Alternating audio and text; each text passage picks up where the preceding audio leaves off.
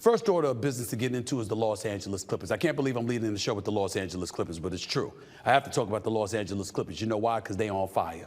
They've now won 8 straight games, dating back to last night, beating the Indiana Pacers 151 to 127. We know the Pacers don't play any defense, but that's a subject for another day. The player leading the charge is the one and only Mr. James Harden. Behind his season best 35 points and 8 3-pointers. Here's the thing. When you're looking at the Los Angeles Clippers, and again, I can't believe I'm leading the show with these boys, but it's the truth. It's the truth. When I look at the reigning, defending NBA champion Denver Nuggets, somebody needs to say it, so I'm going to say it. The Clippers appear to be the #1 threat to the Denver Nuggets in the Western Conference. We can make an argument in all of the NBA. Certainly, you got to take Boston and Milwaukee into consideration, no doubt about that, in the Eastern Conference, along with Joel Embiid playing the way that he's playing, which we'll get to in a second.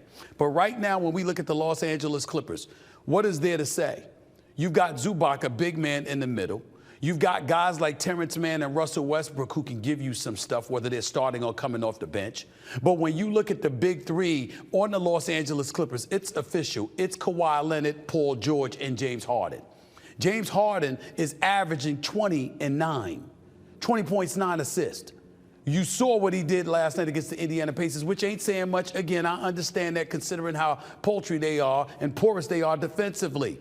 But the reality is that if Kawhi Leonard isn't going to miss with so many games and he's going to be healthy enough and available for the postseason, if Paul George is going to play that bully ball he promised to play when he was on his own podcast, Podcast P, with yours truly as his guest, swearing up and down he was going to play bully ball against everybody, that included Devin Booker, but not limited to him. And then you see him going out there averaging 22 a game, being the second leading scorer. Kawhi Leonard averaging 24 a game, being the leading scorer. James Harden distributing the basketball and being that point guard that Ty Lue, the head coach, needed so desperately. And you see Russell Westbrook board all in, Energizer Bunny, enthusiastic, getting along with his teammates, cultivating that relationship and what have you. I got to tell you something right now. The best team in Los Angeles is the Clippers. It damn sure ain't the Lakers, the in-season tournament champions. It ain't them. We saw LeBron James and Anthony Davis do their thing last night in a loss to the New York Knicks. We saw the rest of the team shoot 33%. We watched a Los Angeles Lakers squad that prioritized the in-season tournament. But outside of the in-season tournament, their record is 9-12. Think about that for a second here. We're talking about a Lakers team that's lost 3 of the last 4, but the Clippers have won 8 straight. Who can't they score on? Who can't they put the ball in the hole against? Who don't they have a chance to defend against when you have elite defenders like a Kawhi Leonard and a Paul George on your squad? Think about that for a second here. I'm looking at the Phoenix Suns. I mean, my God, I can't call them a big three. Bradley Beal hurt again. No knock on him. It's legitimate injury. Twisted that ankle. We got that. He came down on somebody's foot.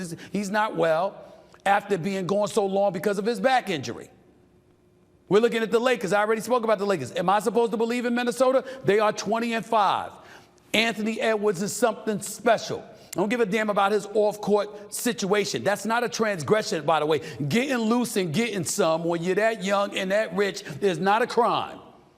So don't try to judge Anthony Edwards, off the court. Judge that brother while what he's doing on the court. He's gotten over a $200 million contract and deserves every penny. He is a star, elevating himself to superstar status. But I can't believe in Minnesota when you got Rudy Gobert and Karl Anthony Towns playing together, as elite as they are defensively. That's in the regular season. What are they going to do in the postseason? I don't know the answer to that question, but I think I do. Every time Rudy Gobert shows up in the postseason, teams go small. They force him to come out to the perimeter. He can do it, but only so much because that ain't his position. That's why Utah couldn't get very far when they had him and Donovan Mitchell. That's why Minnesota wasn't going to get so far last year. And that's why I can't anticipate them getting far now. So I get where y'all coming from. Minnesota's a team that can't be ignored. Oklahoma City, with Shai Gilgeous-Alexander, who is a star personified. And Chet Holmgren is no joke. Keep thinking like Wembanyama automatically is going to be your rookie of the year if you want to. Chet Holmgren is going to have something to say about that because that brother can play too, and Oklahoma City is winning.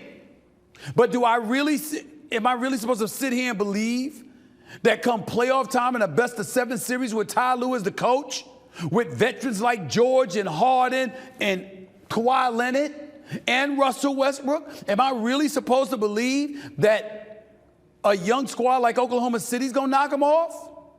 I don't think so. So the Los Angeles Clippers are in play.